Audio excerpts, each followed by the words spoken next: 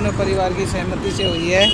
और शादी के 2-3 दिन बाद से ही इन लोगों ने लड़की को तंग करना शुरू कर दिया। मैंने शादी के दौरान 1,40,000 रुपये नकद और 1 लाख रुपए का अप्रोक्सीमेट जेवर इसको भेंट किया था, जो कि मैंने एक दहेज के रूप में दिया था कि मेरी बहन जा रही है तो जो मेरे से बन सका मैंने मौके पे दिया। उसके अलावा मैंने बाद में 50,000 रुपये और भी दिया इसको, लेकिन ये कहीं भी सूट नहीं आ रहे। मतलब मैं पहले एक बार इसने इसको मारने की बहुत बुरी तरह पिटा था, मैं उसके लिए यहाँ पर ही पुलिस कंप्लेंट मेरी बहन ने ही करी थी। निशा ने मौके पे ये फरार हो गया, 3 दिन तक गायब रहा। 3 दिन के बाद इसने मेरी बहन से सलाह मशूरा कर लिया और ये इकट्ठे रहने लगे। मैं कहा चलो कोई बात नहीं, परिवार बसना चाहिए, हमें लड़ाई झगड़े से कुछ नहीं लेना।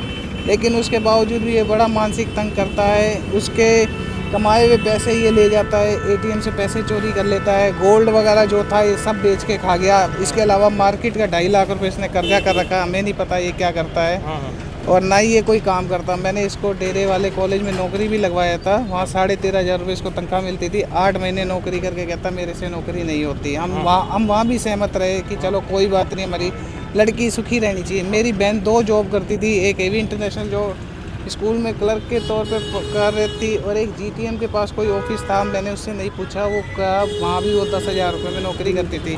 अब वो थकने लगी तो उसने वहाँ से नौकरी छोड़ दी। फ़िलहाल मौके पे खाली एवी इंटरनेशनल स्कूल में जॉब करती थी। और सर मैं कल जब मौके पे पहुँचा तो इसने लड़की को नीचे गेट के पास लिटा रखा था। कहता है कि मैं जब आया हूँ तो इसने फंदा लगा रखा था। मैं ये बात नहीं मानता और ये कहता है कि गेट अंदर से बंद था। तो जब अगर गेट अंदर से बंद है तो इसने खोल कैसे लिया? बड़ा लोहे का गेट है, उसका कुंडा इतना मजबूत होता है जो कि खींचने पे नहीं खुल सकता। और मुझे इसमें साजिश है कि इसने ही उसको मार के अपने सेटिंग जैसे मर्जी घूम फिर के आ गया है और मौके पे कहता है कि मैं आया हूँ। और इसने जब लाश उतारी तो किसी अड़ोसी पड़ोसी को इत्तला नहीं करा है और मुझे पूरा डाउट है कि मेरी बहन को इसने ही मारा है। इनके पड़ोसी हैं वो आए हुए हैं, वो कह रहे हैं भी ये लड़का ठीक है और इनके संबंध है वो पिछले काफी दिनों से खराब चल रहे थे। शुरू से ही खराब चल रहे। शादी के 3रे दिन से सर मैंने 1 लाख का जो जेवर इनको प्रोवाइड कराया था ये लड़के ने शादी के 2रे दिन ही बेच के खा गया।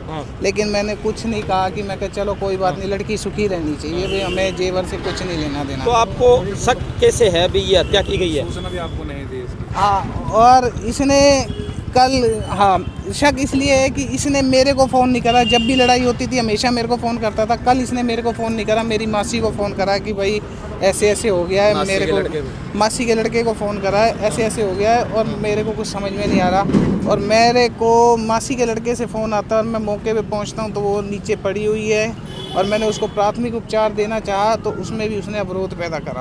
आपका नाम क्या था जी? मेरा नाम किशन लाल है। और आपकी बहन का क्या नाम? निशा नाम है। किससे शादी? ये सुमित कुमार नाम है। उसके पिता का नाम कुलदीप सिंह है और गांव है उनका संगरसादा। और इसके अलावा एक बार मैंने लोहड़ी वाले दिन इसके पिताजी को ये बात कही थी कि भाई आपका लड़का काम नहीं करता, इसके पैसे खा जाता है और इसके पैसे एटीएम से निकाल के ले जाता है, तो आप इसको समझाओ। तो इसके बाप ने कहा अगर तुम्हारी नहीं निपटी तो भैया इनका तलाक करा दो, मेरे बस की बात नहीं है। इसने ये सर लोहड़ी वाले दिन की बात है, 1 साल हो गया इस बात को। मैंने उसके बाद इनसे कोई बात ही नहीं करी क्योंकि मुझे जो वो जवाब मिला वो एक वाजिब जवाब नहीं था।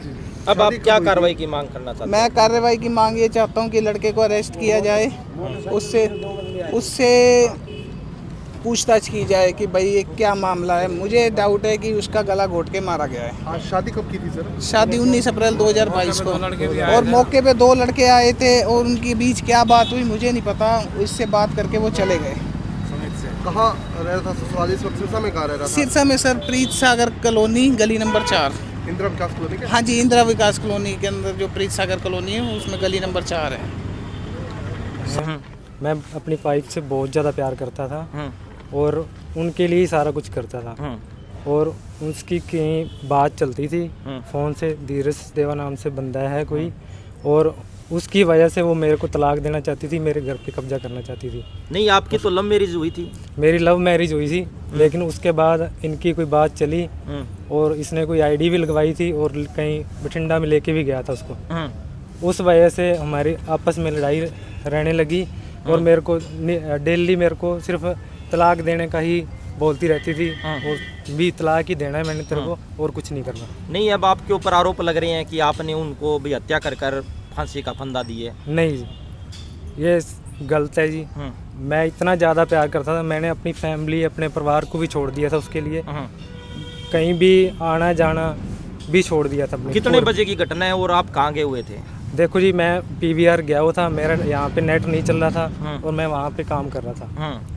नेट से ही मेरा काम रहता है और वहाँ पे था मैं। फिर आपने घर आकर देखा तो आपको क्या महसूस हुआ, क्या पता लगा आपको? जैसे ही घर आया तो मैंने देखा भी रस्सियाँ टंग रही हैं, तो देखा मैंने और देखा और गेट को खींचने की कोशिश की भी खुल जाए।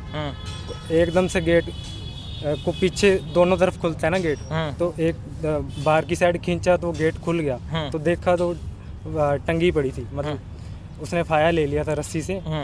और मतलब फिर मैंने अपने साला हैं मेरे हिसाब से उनको कॉल की और उनको उतारा एक बार के लिए भी, कुछ ना कुछ सांस बचे हो। एम्बुलेंस और पुलिस को रिपोर्ट करी मैंने और मौके पे मेरा साला भी पहुंचा, उस मतलब और पुलिस भी पहुंची और उन्होंने जो भी डेड मतलब बॉडी को लेके हम सिविल हॉस्पिटल चले गए। तो आप क्या कारण मानते हैं? आपके पीछे लड़ाई झगड़ा होता था बीच में या क्या? वो इस चीज धीरज देवा नाम से बंदा था, वो ही हमारे घर में लड़ाई करवाता था, जो कि मतलब मैंने उसको 2-3 बार डेरे बुला के भी धमकी दी है। उसकी मम्मी भी आई थी और उसको 50 बार समझा लिया, हमारी फैमिली का मैटर, तू बीच में ना आ भाई, तो हमारी फैमिली बर्बाद कर देगा। वही बात होगी आज, उस वजह से मेरी घरवाली मेरे को छोड़ के चली गई आज।